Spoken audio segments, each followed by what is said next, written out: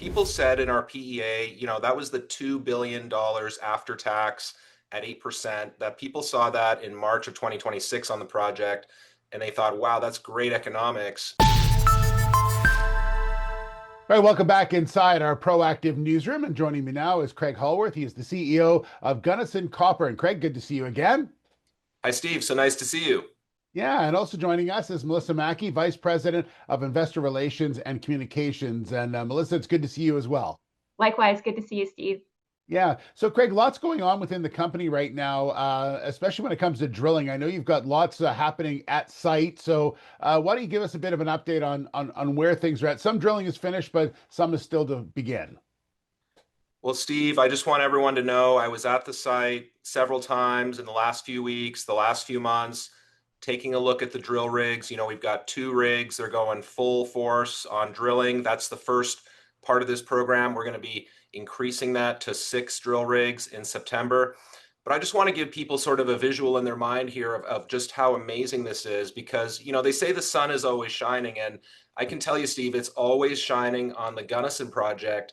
And when I see that core coming out, when I see that beautiful core coming out of the ground at the Gunnison project, it's just glistening. It's sparkling.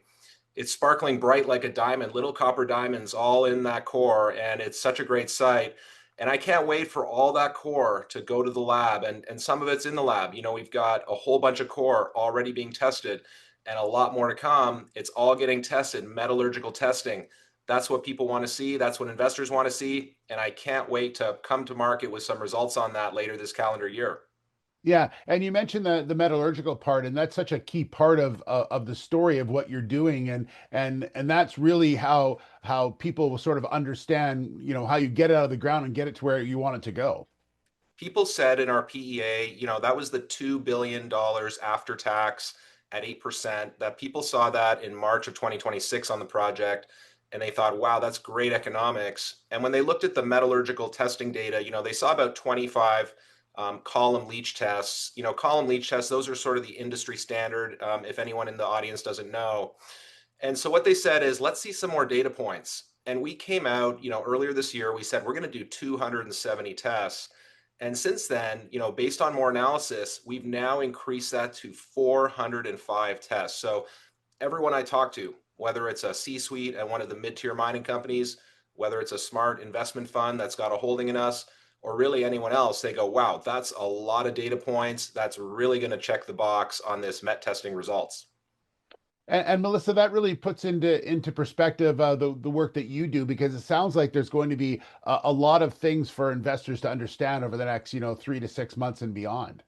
That's right, Steve. We expect a lot of catalysts in the next 6-12 months. So within the next 6 months alone, we're going to be seeing some of those results from the early metallurgical testing. It takes 30, 60, 90, up to 180 days to get those results.